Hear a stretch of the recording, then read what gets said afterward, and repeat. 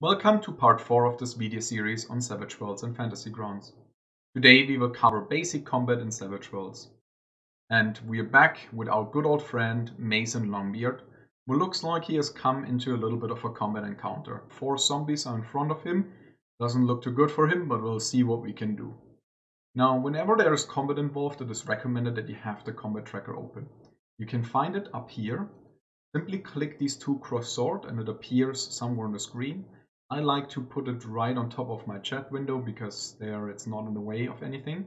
And you will see we actually have 3 participants here. We have our Mason Longbeard, which is our character. We have a zombie captain and we have a couple of zombies. Now this plus means there are more below. So in Savage Worlds, generally a group of extras goes at in one turn.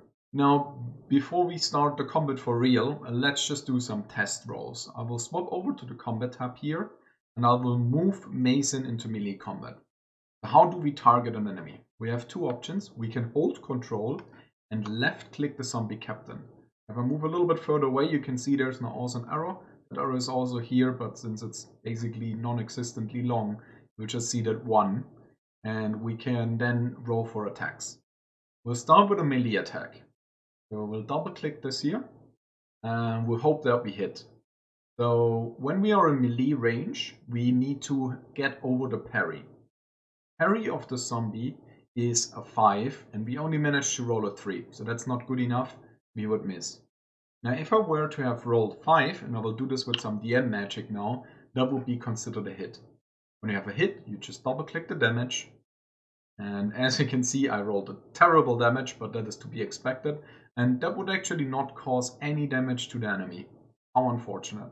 Now let's take a step back and do some range combat. I've added this laser SMG just for testing reasons. So let's give it a shot. We fire at the zombie captain and this time we have a hit. Now note that the defense value this time was a 4 and not the parry of the 5. We are no longer in melee range, so what we are now going up against is a certain target number that you have for ranged weapons. Ranged weapons are generally having a small, medium and long range. In this case it's 15 fields, 30 fields and 60 fields. What that means is, if you are attacking in short range, your target number is a 4. Medium range, so short range would be 1 to 15. Medium range would then be 16 to 30. You would need to reach a 6. And on 31 to 60, you would need to reach an 8. If you want to go beyond that, there are some special rules and only certain weapons can do that. But for now, this should be good enough for you to know. And of course, all of these numbers are before any modifiers. So if there's cover in the way, or you're an unstable platform, or whatever else is going on, you would get modifiers on your roll. But this is just nothing is in the way. You're shooting on short range. It will be a 4. Fantasy Grounds also does this for you. So if I were to move him over here and now we are above the short range and I do an attack, you will see it will actually take this into account. Medium range means you get a -2. So even though I've managed to roll a 4, it is not good enough to hit. Damage works just the same way. We'll roll for this. Hope that we deal a little bit more damage, and this would actually cause our enemy to be shaken. So that's great. Before we explain how shaken and all of that works, we'll do one more thing, and that is a power. Powers work slightly different. So you can still target your enemy, and you can still roll for this. You now need to manually reduce the amount of power points that you have for casting a spell. If you fail on your roll, you spend 1 power point and no effect happens. If you succeed on your roll, you spend 1 power point and you need to hit. You still get all the cover and the other modifiers like on a ranged attack, but as long as you reach a 4, your spell is successful and whether you hit is a separate idea. So if this bolt would cost more power points, as long as you roll a 4, you would spend the entirety every power point that you assign to it, even if you subsequently then miss your enemy. But in our case, we did not only hit, we hit with a raise. So when we have a raise, we add a d6 on top of our roll. So in Fantasy Grounds, again, it's automatically done. So I can just roll the damage and we roll our 2 regular dice and then the d6 again. And we rolled the maximum on that one and it exploded, so we actually got really nice damage numbers that would cause 2 wounds, which is fantastic. So now what do these wounds, shaken, and so on mean? For that I'm going to put Mason here and actually let Mason get hit by the zombie captain a little bit. So we have a toughness value. That toughness value tells you how much damage you need to deal to cause damage. If it is below the toughness value, nothing will happen. If it matches the toughness value like this, you will become shaken. When you're shaken, you cannot do any actions, but you can still move.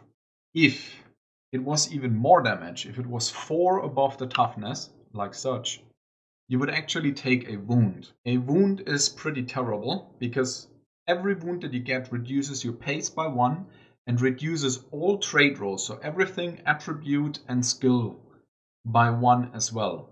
That's quite a major penalty, so you really want to consider whether this is something you want to take or not. If you're saying I do not, what you can do is you can hold control and a soak button will appear. When you click there, we spend one of our bennies and we roll for vigor. And we didn't succeed here, but we really do not want this wound, so we can roll again and hope for a better result second time around. And lucky for us, we actually managed to soak everything here, so we won't take any damage. You might also notice that the shaken was gone. As long as you soak all wounds, shaken goes away. Now let's say there was even more damage involved. Let's say this was 90 damage, so we would get 21 wounds. I doubt we can soak that many wounds, so I will just have to accept it and we apply it. What then happens? Fantasy Ground automatically rolls a vigor roll, and in this case it was a failure. And you need to roll on the injury table to find out what kind of effect you have.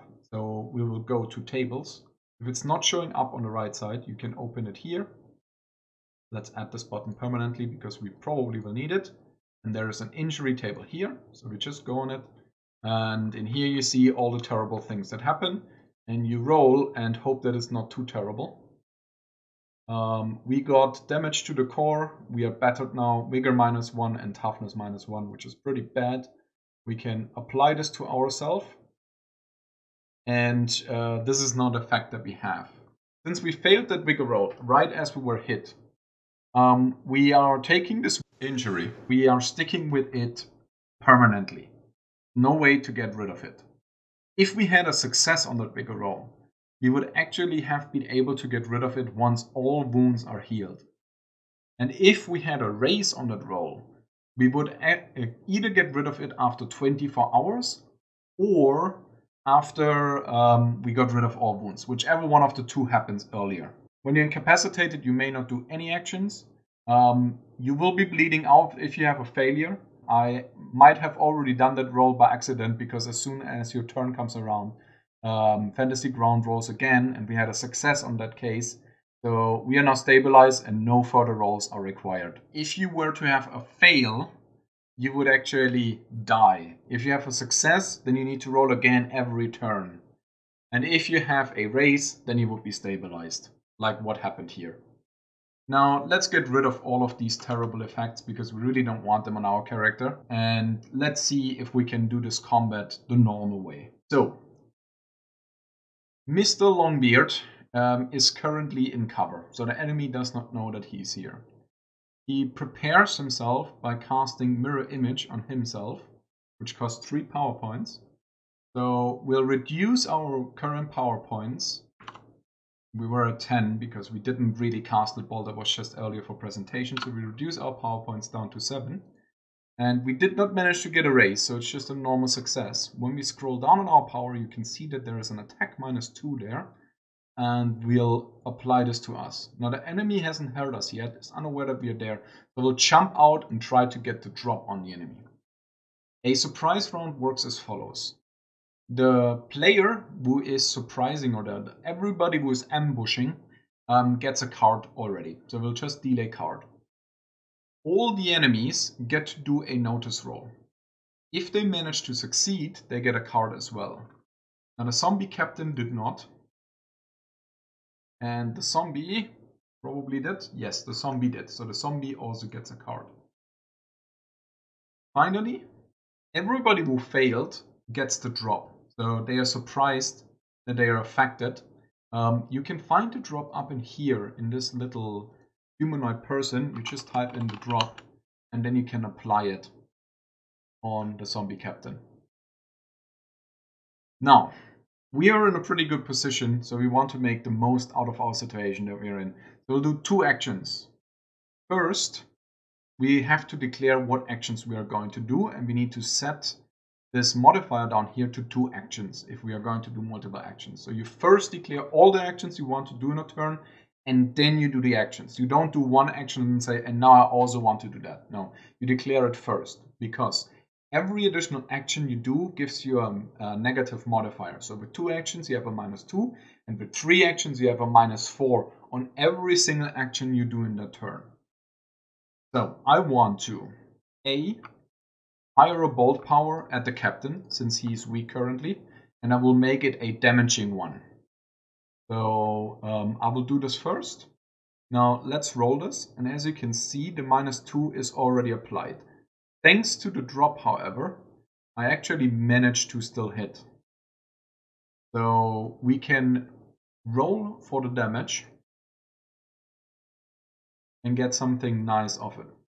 And the second action that I want to do is I want to cast Havoc.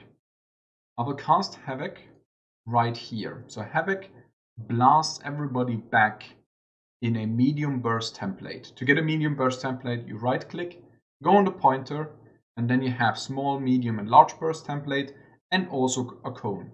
But for us, we want the medium burst template. We'll target everybody inside there, and then we will roll for our spell cast.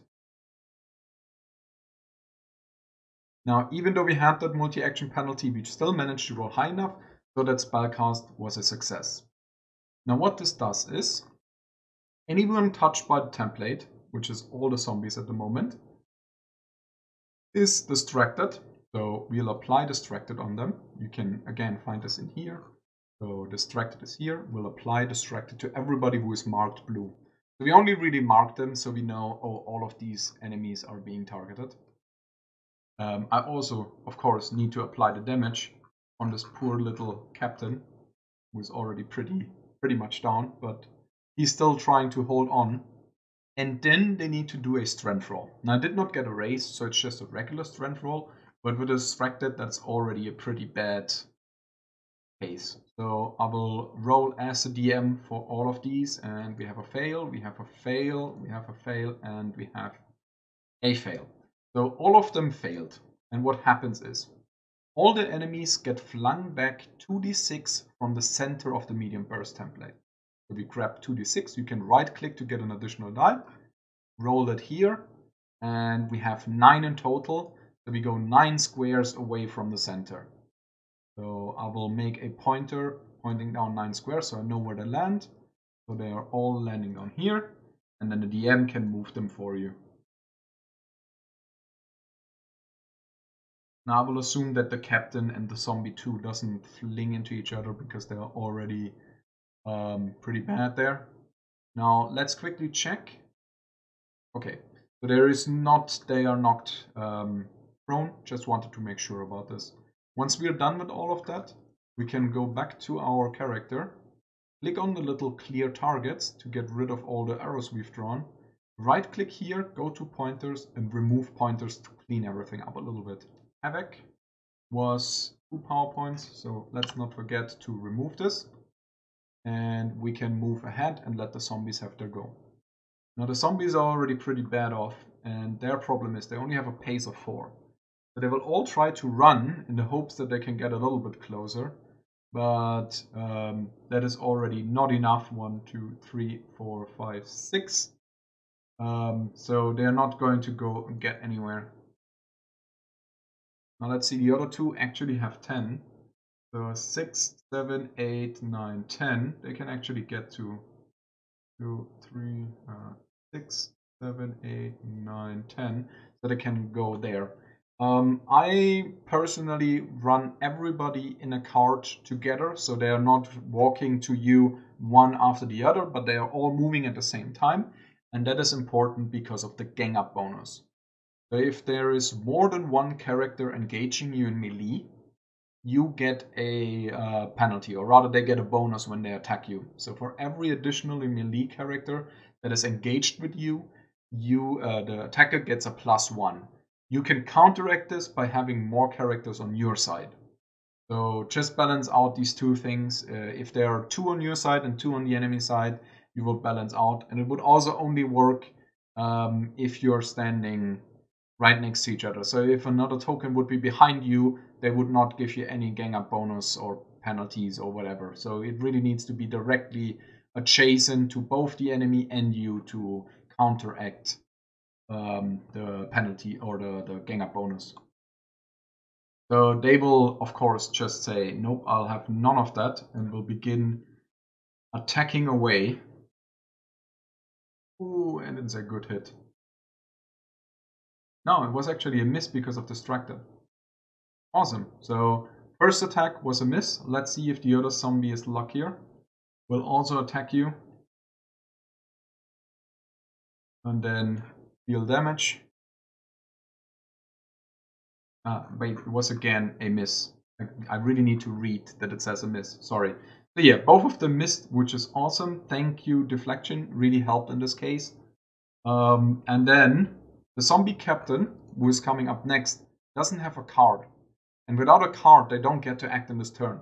So we're actually done here. And we begin a new round. And this is not the first round where it starts for real. So the zombie captain goes first, is still shaken and remains shaken, but is still slowly moving towards you with its 4 movement that it has. Then it is my turn again. Now I really do not like being surrounded, but I have to deal with these one way or another.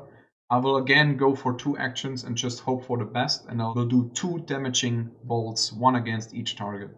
So I'll first do it against this target and miss, which is unfortunate. And then I'll do it against this target and miss again, which is really unfortunate.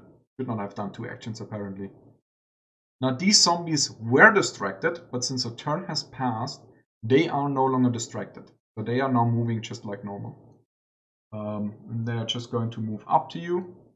And now you're really in a bad spot, and there's not much you can do at this point. You might want to consider then running away. So the zombies take their turn. We'll just wave and say they all miss and it's your turn again, and you might consider then running away. But if you do, all of the zombies get a free attack against you. So if you move while in melee range, then anybody who is also in melee range with you gets a free attack against you. You really want to consider whether this is the most reasonable way of dealing with this. It might be better to cast another Havoc, because you can make it selective and remove yourself from the template and then just blast them away from yourself. This should give you a fairly decent overview of how combat works. And with this, we come to the conclusion of this video. I hope this was helpful, and I'll see you again when I go into the next video, where we'll talk about more advanced combat maneuvers that you can do in detail. See you around. Bye bye.